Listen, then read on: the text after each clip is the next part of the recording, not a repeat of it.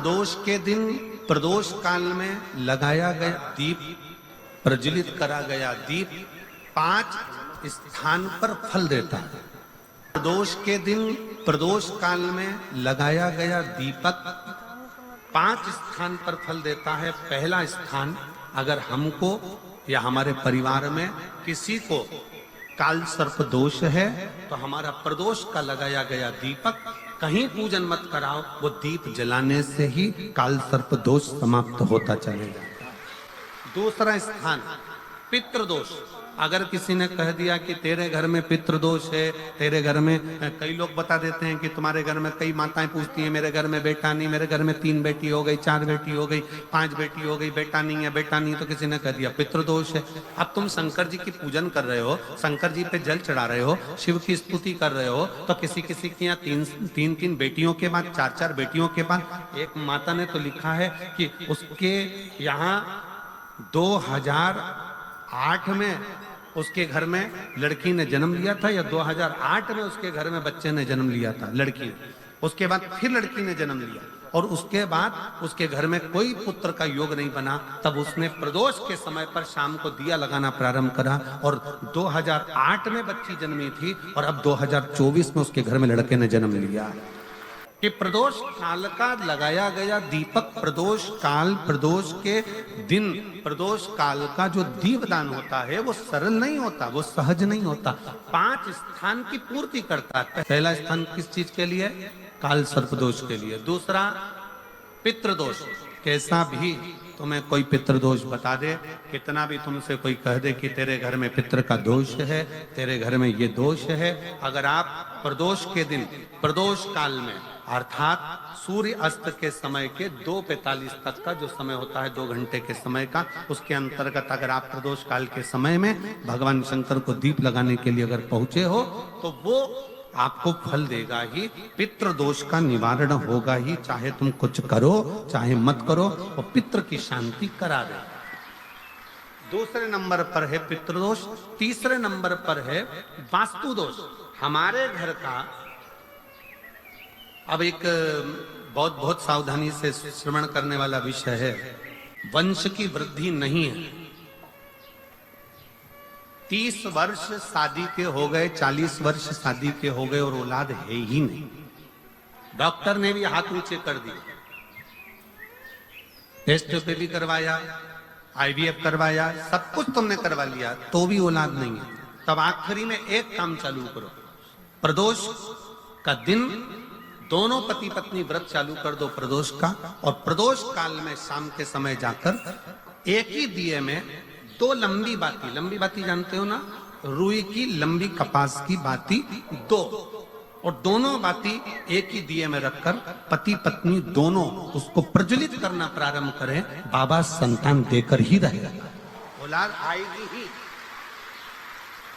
दीप की जो बाती में अंतर आ जाता है, एक गोल बाती में और लंबी बाती में अंतर आता है, बहुत अंतर आता है। पितरों के लिए गोल बाती का प्रयोग बहुत कम होता है महाराज। देवी जी के लिए, माता रानी के लिए, जगत जननी के लिए गोल बाती का प्रयोग बहुत कम होता है महाराज, ध्यान रखिएगा।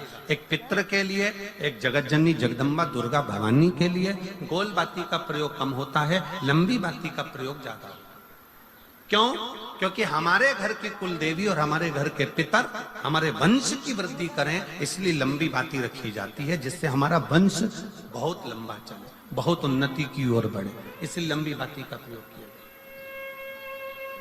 शिव महापुराण की कथा कहती है 5 जगह पर हमारा जलाया गया एक दीप जो प्रदोष के दिन प्रदोष काल में लगाया जाता है, 5 जगह पर भारी पड़ता है। पहले नंबर पर जम के बोलते जाओ, काल सर्पदोष। दूसरे नंबर पर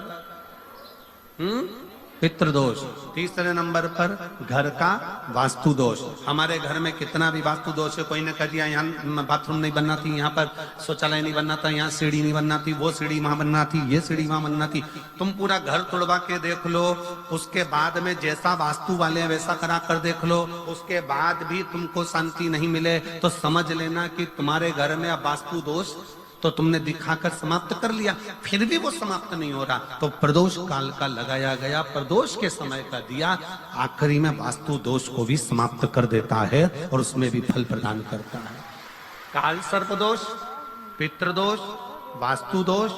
चौथे नंबर पर 1 रुपया कमाया, 1.25 रुपये खर्च हुआ, पैसा आया गया। ये चौथे नंबर का व्यापार में थोड़े दिन दुकान अच्छी चली, थोड़े दिन बैठ गए, थोड़े दिन काम चला, थोड़े दिन बैठ गए, गाड़ी चली, थोड़े दिन फिर बैठ गए, अर्थात हमारी फैक्ट्री थोड़े दिन चली फिर बैठ गए। कहीं ना कहीं तकलीफ, थोड़े दिन खाते थोड़े दिन रोते वाला चल रहा है। तो प्रदोष काल का, प्रदोष के समय का दिया इस दुख को समाप्त कर कर रेगुलर एक जैसी सांझी, एक जैसी लक्ष्मी की वृद्धि करते चले गए। प्रदोष काल का। और 5वें नंबर का प्रदोष काल का दिया, प्रदोष समय का दिया 5वें नंबर पर रोग का निवारण का, रोग निवारण।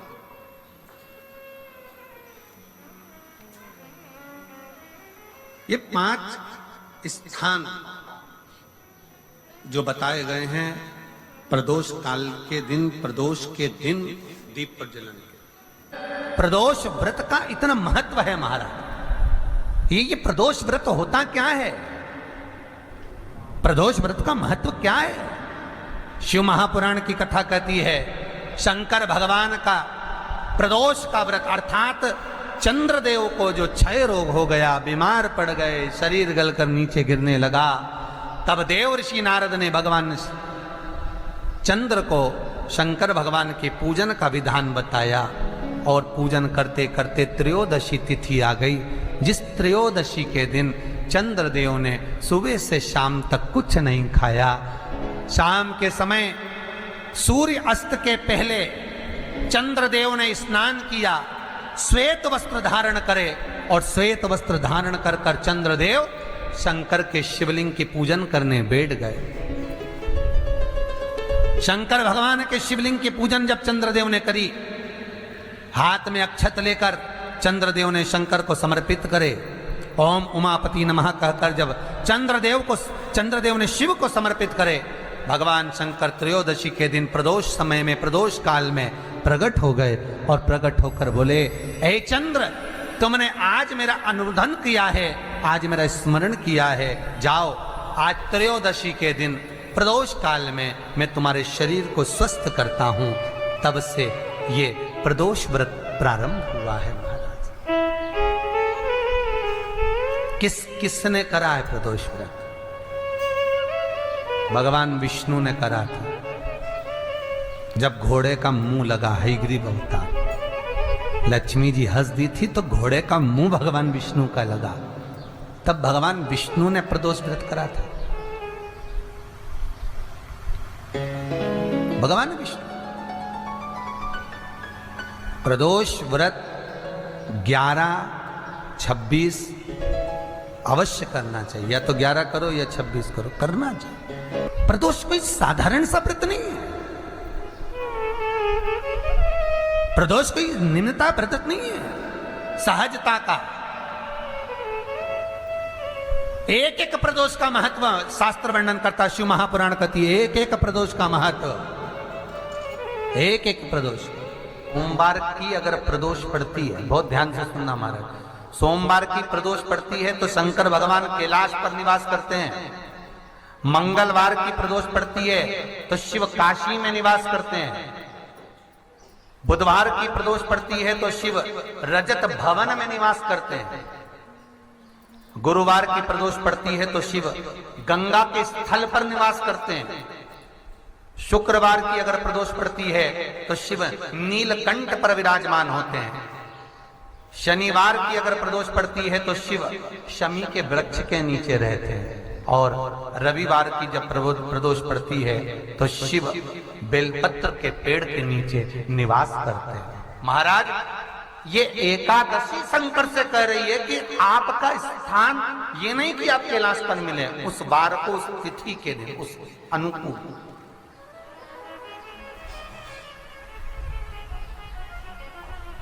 हमारे यहां कहते हैं सोमवार की जो प्रदोष पड़ती है वो इच्छा पूर्ति करती है, मंगलवार की प्रदोष रोग से मुक्ति देती है, बुधवार की प्रदोष कामना की पूर्ति करती है, गुरुवार की प्रदोष शत्रुओं का नाश करती है, शुक्रवार की प्रदोष सुख और शांति देती है, शनिवार की प्रदोष संतान का सुख देती है, और रविवार की प्रदोष जो काम दुनिया में कोई नहीं कर सकता वो अचूक फल की प्राप्ति रविवार की प्रदोष करा देती है महाराज। ऐसी प्रदोषों का नियम वर्णन किया चाहिए। भगवान कहते ठीक है तू थोड़ी देर खड़ी हो। एकादशी सम्मुख खड़ी हुई, पार्वती जी ने जिस अंगुष्ठ का जल पीने के लिए लिया था हाथ में, बस पीने ही वाली थी, शंकर भगवान ने वही हाथ में जल लेकर एकादशी के हाथ में उसको देकर कहा ले, ये मेरे द्वारा निर्मित एक व्रत है जिसे त्रयोदशी के दिन तूने मांगा है, मैं तुझे देता हूँ। आज इस व्रत का फल मैं तुझे प्रदान करता हूँ। अब तू जिस जीवात्मा को लेकर जाएगी उसका पाप प्रबल नहीं होगा। किसी स्त्री, पुरुष, बालक, बुजुर्ग जो भी होगा जिसने प्रदोष का व्रत करा होगा, वो जीवात्मा को तू किसी फल की कामना से नहीं स्वतः ही लेकर चली जाए, उसमें कोई कामना नहीं है। बन सके जीवन में 11 प्रदोष या 26 प्रदोष करने के बाद आप उसका उद्यापन कर कर विराम भी दे सकते, पर जीवन में एक बार प्रदोष का व्रत मौका मिले, जिस कामना से जिस दिन का भाव आपके मन में आए कि मुझे रोग से मुक्ति पाना है तो ये प्रदोष मुझे करना है, मैं रोग मुक्ति के लिए हम मंगल जो भी आपके मन में आ रहा है, संतान प्राप्ति के लिए शनिचरी प्रदोष, आप उसका स्मरण करें। फिर लिखा शिव महापुराण में, बड़ा सुंदर लिखा वेदव्यास जी ने, मान लो आप प्रदोष का तो नहीं कर सकते, आप अगर व्रत नहीं कर सकते तो प्रदोष के दिन, प्रदोष काल में शाम का समय सूर्यास्त का कुछ पल, कुछ घड़ी के पहले से लेकर बाद तक का प्रदोष काल के अंतर्गत आप शंकर जी के मंदिर में जाकर 1 लोटा पानी, 5 बेलपत्र भी अगर समर्पित करते हैं तो संपूर्ण प्रदोष का फल आपके भाग्य में प्रबल हो जाए। शिव महापुराण में इसका लड़की को मंगल है, गुरुजी लड़के को मंगल है, क्या करा जाए? कुछ मत करो। प्रदोष के व्रतों में वर्णन किया गया है कि रवि का प्रदोष, भौम का प्रदोष, मंगल का प्रदोष, बुध का प्रदोष, गुरु का प्रदोष, शुक्र का प्रदोष, शनि का प्रदोष। जो प्रदोष पड़ते हैं पूरे महीनों में, पूरे वर्ष में, मंगल का प्रदोष निकाल कर रख लो कि मंगल का प्रदोष इस दिन पड़ रहा है, मंगल की त्रयोदशी तिथि पड़ रही है, प्रदोष व्रत मंगलवार का पड़ रहा है। और जिन लड़का लड़की को मंगल होते हैं, जिन कन्या और वर को मंगल होते हैं, केवल शंकर भगवान के मंदिर में जाकर चौमुखी दिया, 4 बत्ती का दिया आटे का, उसमें घी डालकर लड़की शंकर भगवान के मंदिर में मात्र 7 बार शंकर पे से उतार कर, 3 बार स्वतः उतार कर शिव के मंदिर में रख देती है। उसका मंगल आड़े आता ही नहीं है, मंगल नहीं आता सामने। मंगल प्रदोष व्रत का इतना महत्व है महाराज। एक बात बहुत अच्छे से समझ लीजिए, जिसके घर में क्लेश होता हो, अशांति रहती हो, क्लेश रहता हो, या छोटी छोटी बात पर विवाद चालू हो जाता हो, या पति पत्नी में, परिवार में, सास बहू आदि कादिक में कहीं ना कहीं कुछ अगर विवाद रहता हो, ऐसा बेलपत्री की डंडी रहती है ना, बहुत ध्यान दीजिएगा महाराज। श्राद्ध पक्ष की कथा चल रही है, शिव महापुराण आज विराम की ओर है, ध्यान दीजिएगा। जैसे ये बेलपत्री की जो डंडी होती है, डंडी का जो भाग होता है बेलपत्री की, ऐसा बेलपत्री की 7 भाग ले लो, मतलब बेलपत्री 7 ले लीजिए। 7 बेलपत्र लेकर कच्चा जो सूत होता है ना, कच्चा सूत जो जानते हो पेड़ पौधे में माता लपेटती हैं, धागा जो होता है ना सफ़ेद कलर का कच्चा धागा, जो बड़ में, पीपल में और आंवला आदि में लपेटा जाता है, कच्चा सूत, उसको शंकर भगवान और माता पार्वती का स्मरण कर कर नंदी के, जो नंदी होता है, नंदी के राइट भाग में नंदी का एक पांव ऊंचा होता है। आपने देखा होगा आगे का पांव ऊंचा होता है, बैठते समय नंदी का एक पांव ऊंचा, एक पांव नीचे की हो जाता है। तो नंदी का जहां पांव ऊंचा है उस ऊंचे पांव के पास में बैठना है। कच्चे सूत पर उस बेलपत्री के जो 7 गुच्छ हैं, 7 जो बेलपत्री के भाग हैं, 7 बेलपत्री हैं, उसको अपना नाम गोत्र स्मरण कर कर उस कच्चे सूत को लपेटना है। महाराज लाल कलर का चंदन उस बेलपत्री के पत्ते में जो अग्रभाग होता है, सबसे आगे का भाग, 7 में लाल चंदन लगाना है। महाराज उस चंदन को लगाकर आप प्रदोष के दिन, प्रदोष काल में शंकर भगवान को समर्पित अगर करते हैं तो जिस घर का गोत्र बोला है उस घर में कभी क्लेश नहीं हो सकता, उस शांति का अनुभव कर, उसमें क्लेश नहीं हो सकता। एक धागा होता है पक्का धागा, एक धागा होता है कच्चा धागा। बहुत ध्यान दीजिएगा महाराज, पक्के धागे से नहीं लपेटना सफेद। कच्चा जो धागा पीपल में, बड़ में या आंवला आदि में जो हम लोग लपेटते हैं पूजन करते समय, वो कच्चा धागा। और एक बात और आपको कहने, ध्यान दीजिएगा, अगर मान लो किसी पति पत्नी का तलाक तक की नौबत हो गई और तलाक नहीं कराना है, आपस में वापिस प्रेम बढ़ जाए, छोरी वापिस घर में रहे, बेटा उसको रखे, बहू रहे, आपस में प्रेम बढ़े, वो भले मायके चली गई हो, वो भले लड़का छोड़कर चले गया हो, अकेली रह रही हो और चाहती है कि मैं पति के साथ रहना है, तलाक नहीं होना चाहिए, हम दोनों में प्रेम रहे, वो संभाले मेरे को भी और मैं भी आदर करूं, वो भी आदर करे। तो मेरा निवेदन है, कच्चा जो सूत होता है, कच्चा जो धागा होता है, नंदी के ठीक पीछे बैठकर कोई साथ में आपके परिवार का कोई व्यक्ति चले जाए और हस्तकमल को, जिसको अपने परिवार में वापिस रहना है, उस स्त्री हो या पुरुष हो, दोनों में से कोई भी नंदी के पीछे बैठकर सोमवार की जिस दिन अष्टमी पड़े उस दिन नंदी के पीछे बैठकर हाथ को ऐसा बंद करना है, हाथ में एक बेलपत्री रखना है, सीधी सीधी बंद कर कर 7 बार उस हाथ पर कच्चा सूत लपेट देना है, उस सूत को वापस निकाल लेना है। बेलपत्री के साथ में, और बेलपत्री को तो अपने पास में रखना। सबसे पहले माता पार्वती का जो हस्तकमल ऐसा होता है शिव मंदिर में, उस हस्तकमल में वो सूत जो आपके हाथ से निकला है वो उसमें डाल देना है, माँ जगत जननी से प्रार्थना कर कर। और जो बेलपत्री आपने संबंध को जोड़ने के लिए अपने हाथ में ली है वो शंकर भगवान के कटी भाग में, फिर निवेदन करूंगा कटी भाग को समझ लीजिए। ये शिवलिंग रखा है, जहां पर शंकर भगवान का शिवलिंग, माता पार्वती जी के हस्त कमल पर जो शिवलिंग रखा है, ये भाग कटी भाग कहलाता है।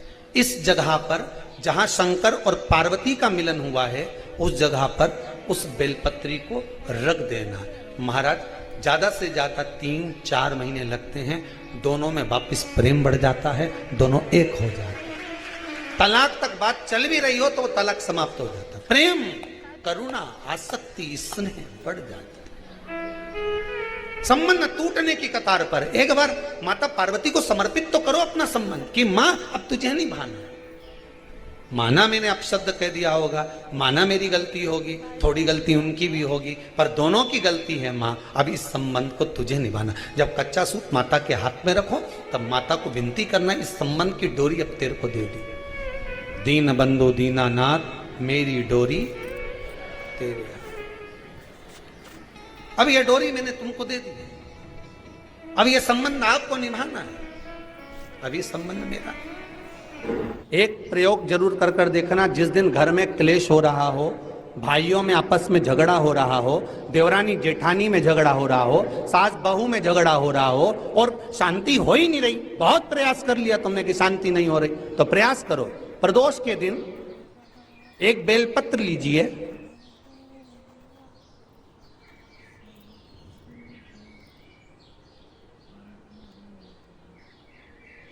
प्रदोष के दिन बेलपत्र लेकर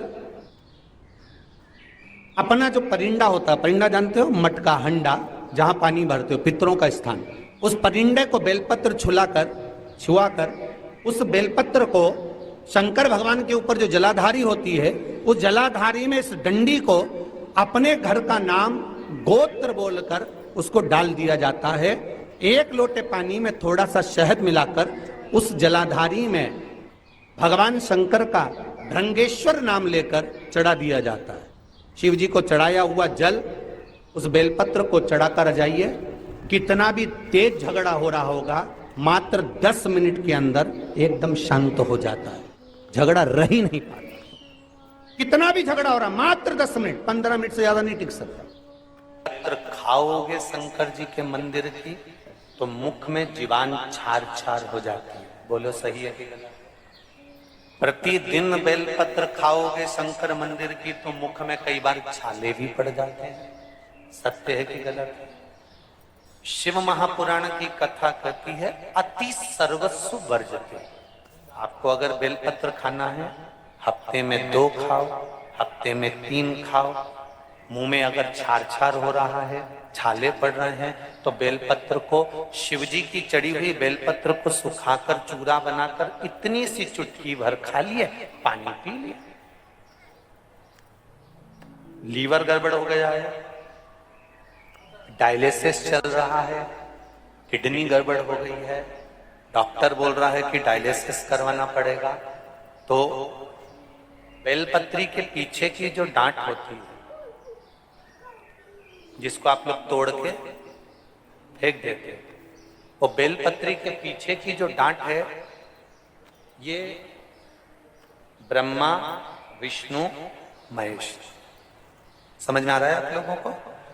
बीच में जो डंडी दिख रही है आपको, इसके बीच में बड़ी पत्ती और 2 पत्ती के बीच में जो खाली जगह है, ये खाली जो डंडी है, इसमें 33 कोटि देवी देवताओं का स्थान आता है।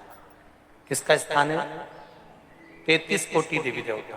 इसलिए बेलपत्र चढ़ाते समय बेलपत्र को इस जगह से पकड़कर समर्पित किया जाता है कि 33 कोटि देवी देवताओं का स्पर्श कर कर, ब्रह्मा विष्णु महेश का स्पर्श कर कर चढ़ाया जाता है। बेलपत्री के नीचे की जो डंडी होती है, ये 2 पत्ती से लेकर नीचे का जो भाग होता है, ये स्कंद पुराण कहती है, इसमें 64 योगनियां और मेरी माता पार्वती का संपूर्ण जितनी शक्तियां हैं, वो सारी शक्तियां इस डंडी के अंदर विराजमान होती हैं। इस डंडी के पीछे गोखरू होता है, जिसको माताएं तोड़ देती हैं। वो जो टूटा हुआ गोखरू रहता है, उसमें भगवान शंकर के प्रत्येक गण का भाव रहता है। इनका काम क्या रहता है? जब शरीर में किसी व्यक्ति के जीवन में जब दुख तकलीफ या रोग बढ़ता है, तो वो गोखरू जो नीचे का रहता है, वो टूटा हुआ गोखरू अशोक सुंदरी वाली जगह पर चढ़ाकर हफ्ते में 2 बार उसको चबा चबा कर अगर खा लिया जाए तो डायलिसिस की जरूरत नहीं पड़ती, डायलिसिस छूट जाता है, लीवर और किडनी काम करना प्रारंभ कर देते। और अच्छे से सुन लेना,